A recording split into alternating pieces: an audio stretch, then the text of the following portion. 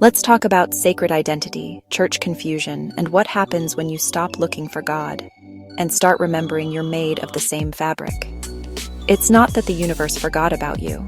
It's that you were told to look everywhere but inside to find what was always living in you. And that lie? It runs deep. It looks holy. It sounds respectful. It's wearing a suit on Sunday and still broke in spirit Monday through Saturday. You've been brainwashed to worship outside yourself, to hand your power over to a pulpit while your soul withers in the pew. But what if the place you were told to seek God in was actually built to keep you from realizing you are the temple? Go to church, they said. That's where God is, they said. Cool. But let me ask what no one in the family cookout dares say out loud. How's that working for you? Like, really? Are you freer? Richer in soul and account? More aligned? Or are you just better at pretending? Better at bowing when your back is breaking? Better at clapping on cue while your intuition is, screaming in silence? Let's be clear.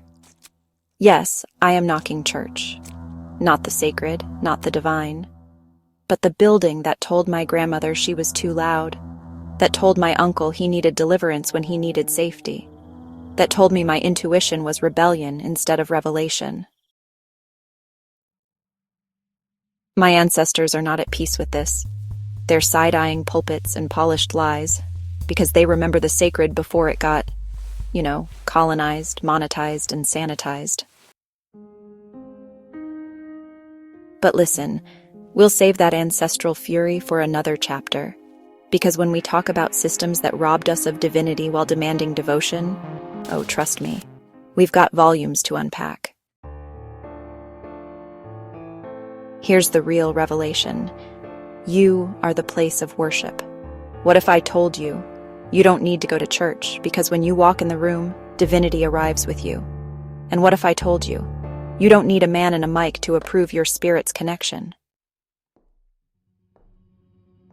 And what if I told you, especially you, my beautiful, multidimensional Gemini soul, that the very thing you've been taught to seek out there is exactly what you carry in layers?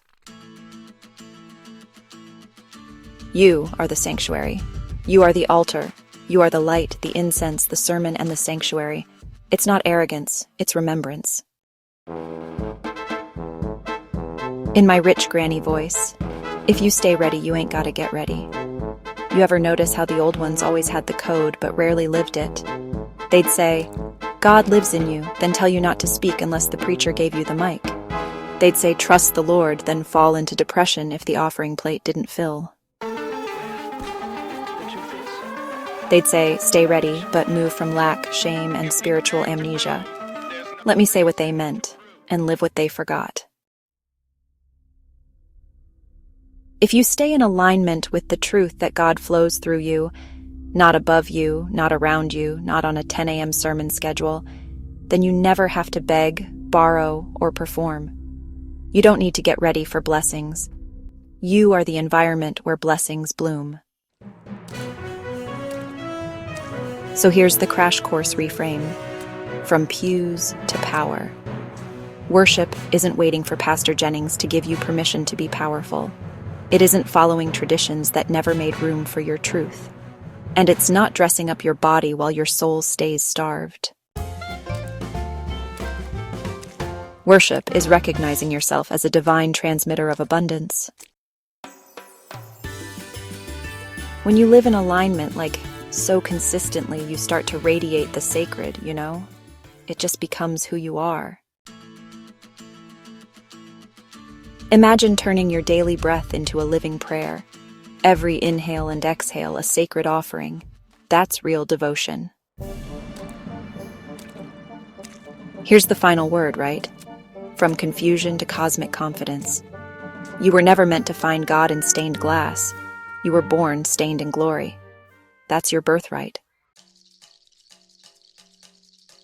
You don't need to chase sacredness. You are sacred.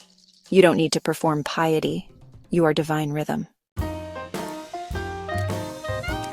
So if someone tells you you're only holy when you're sitting down in a building while broke in belief, smile, and in your rich granny voice say, "Baby, if you stay ready, you ain't got to get ready."